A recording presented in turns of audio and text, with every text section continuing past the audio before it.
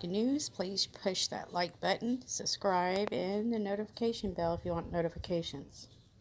Okay, so we're still talking about the Mackenzie case, and this is that young girl that flew in to Utah, Lake City, took a Lyft car, and disappeared. And right now, police have a man behind bars suspected and a person of interest in her disappearance. Now, if you're not familiar with this case, please refer to my older videos that I've uploaded so that you can catch up. So we're going to go over the fact that we're getting new information on AJ. I knew he was married. I just wasn't able to get that video out quick enough. Media has beat me to it.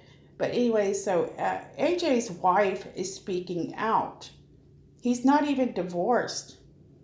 She's saying some things that really throw up a red flag. I mean, we're finding out he has hurt her, scared her, to the point that she couldn't even have sex with her own husband. But I also have other suspicions that maybe they were married so that he could just get into this country. We have a lot of that going on right now.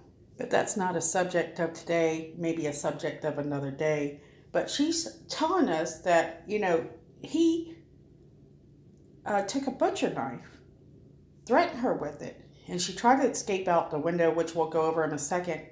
And she has scars to prove the violent history she had with her husband, AJ. Here's what she had to say. Aggressive, real aggressive. Because he wanted me to remove her. You talked to be with him, and I told him no. And he was like, okay, well, I'm going to do something to you if you don't come down here and move down here. So a guy that was in the army with him called my phone private and said they was going to find out where I was going to be at, and they was going to kidnap me. Now, these guys were married back in 2011, I believe, and this is what she's dealing with this guy. She still has rings on her finger, I noticed there. What's up with these girls? Is that AJ's rings on her finger? I don't know. But you can see them as she's displaying the scars on her hand, which we're going to hear on that video that's coming on next.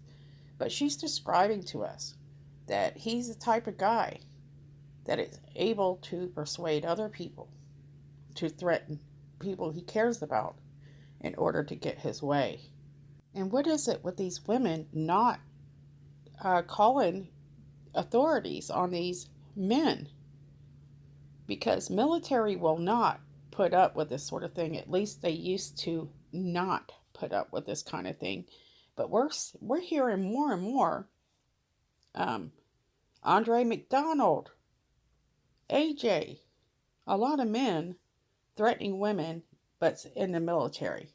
It used to be military would not put up with that, but the fact that she didn't report any of these incidents bothers me. But we'll find out something soon as we play this video through, so let's continue on. Oh, I forgot to mention, this is, you can catch us on Daily Mail. Can you just talk me through what happened when he attacked you with the knife? Okay, I was trying to get out the window. We was at his friend's house, and he closed the window down, and I jumped through the window, and he had a butcher knife. He was trying to stab me with the knife, and I ended up cutting my hand. He cut you with the butcher's knife? Yeah, like I was trying to grab the knife out his hand because he was trying to stab me in my hand, but I had to try to grab the knife out his hand, and it cut me. Like, I had all these already cut. How dangerous do you think he is? Like? To me, to be honest, he's real dangerous because it's like something about him. He started being a sweet person, and he started being aggressive, and it's like his personality, it was good in the long runs, and then it was started off bad, and he was real aggressive. Like, if he heard somebody in the background, he'll get an attitude, or he'll hang up the phone, he'll start cussing, calling me out my name and stuff. He just didn't want me around nobody. Yes, I'm willing to do that. To tell the court, like, he was real aggressive. He cut me. He was trying to tie me up in the house. He tried to do everything to me. And I feel if I would have went down there, I'd probably be the same way. I can't name her name with the little girl name.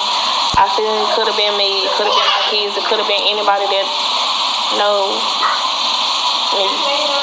Like, my heart goes out to the mom, the sisters and brother, because I know that's like a hurt feeling. Okay, so you can check out that full video at Daily Mail. But anyways, this is what we found out.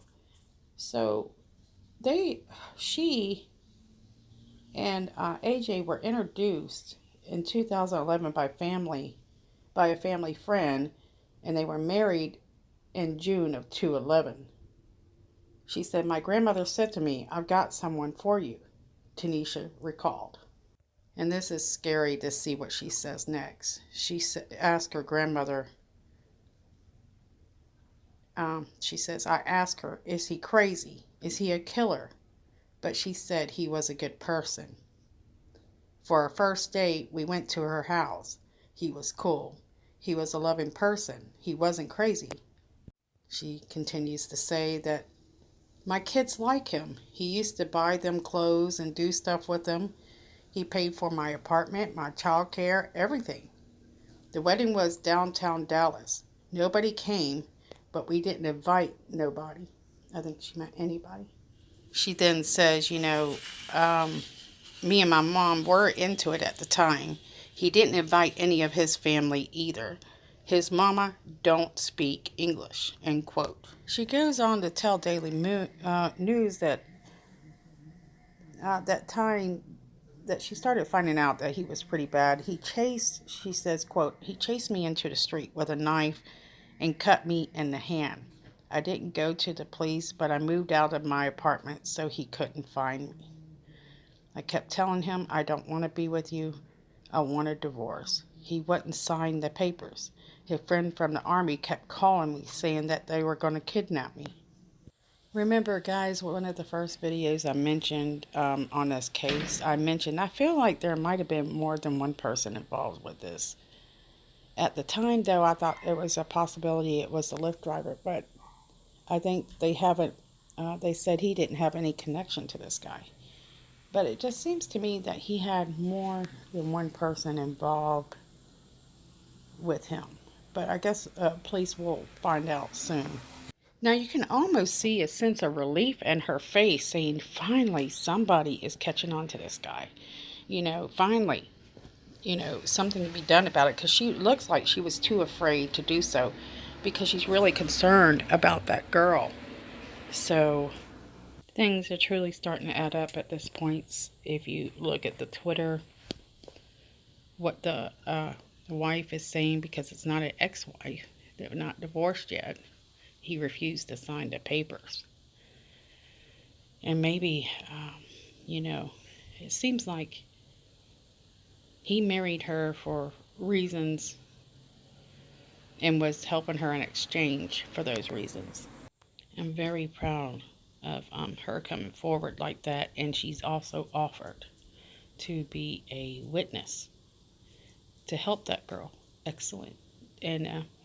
And I hope that she gets the help she needs in return. But anyways, we're going to cover also briefly, maybe not so briefly, but a few pages out of AJ's book that he had published and posted on Amazon, but is now no longer for sale, last that I checked anyways. Now what I'm hearing is some of these incidents in this book is from true experiences he's had in his life, possibly, and of course I'm still researching that to check into that. But let's go ahead and let's read over a few of these pages.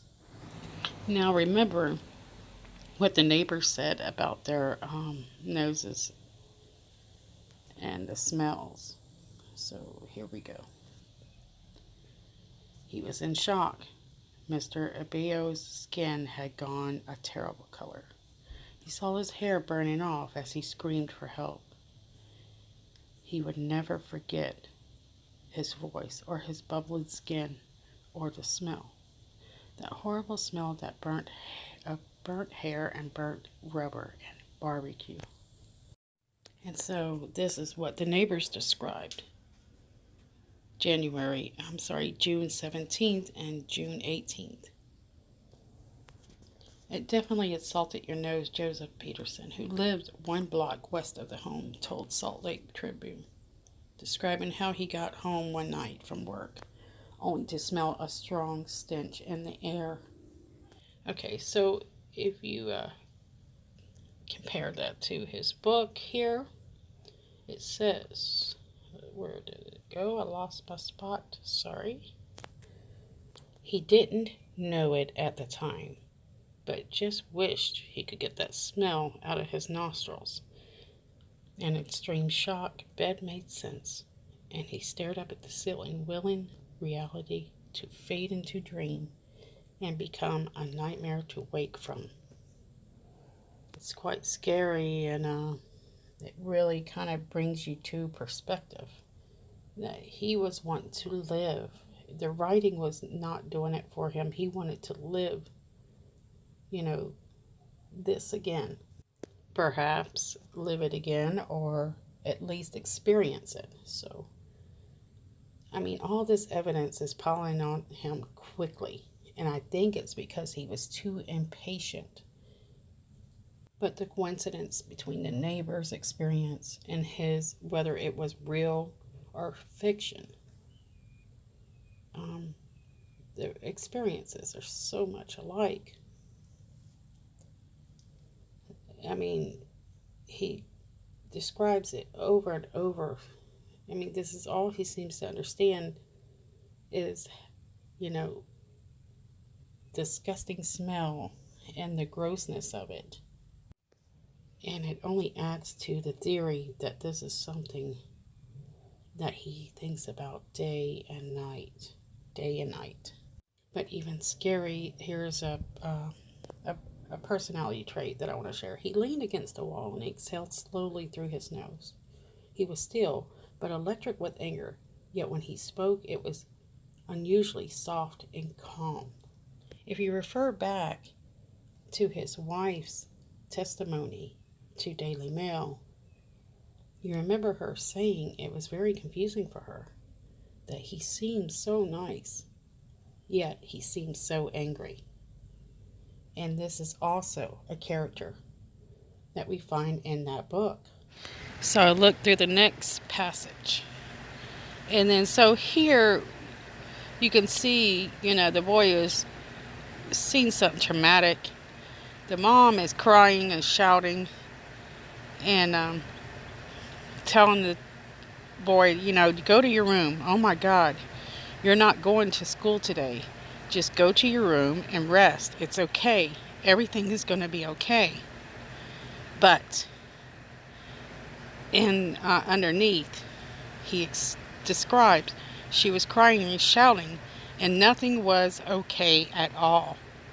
But he was confused and so scared. He walked in a daze to his room and lay down, as if on autopilot. So sounds like, this kid, the soul died that day. And I don't know how you guys feel about this case and AJ himself, but you often wonder what might have made him, go this creepy and weird, and a guy who longed for the horrors and evil. And if his character is somehow related to the character in this book, is it giving us clues of who he is and how he become to be? Evil is the only word I have. Okay, sorry about that. I had neighbors come out and they kind of feed my birds, and they're making some flapping noises. So, but yeah, leave in comments what you think. But I wanted to share this information I found because I do feel like these things are given some kind of clue into who he really was. And I hope that they do get professional mental evaluations, which they usually do, but hopefully they really push it as quick as possible with this guy. And what I'm hearing is, he's really fighting to get out of jail. So also, I feel like there's more than one person involved. I haven't been able to do catch up today. This is all, I'm sure there's something new going on today, and if there is, bear with me. I'll get it out eventually. I'm running a day behind on this case, but anyways, I'm gonna go ahead and end this one. Go ahead and research what's going on now, and try to get that done sometime today as well. But this is just terrible. This guy is evil beyond evil, and I'm just not going to be surprised if there's more involved. I think there's going to be more than one girl, at least assaulted. So, especially after his wife come out. I just hope his wife is knowing how proud we are of her to come out and speak about this. We're wishing her the best. We're wishing the Mackenzie family the best. Okay, guys, I'm going to go ahead and end this now and say thanks for watching, and I'll see you guys soon.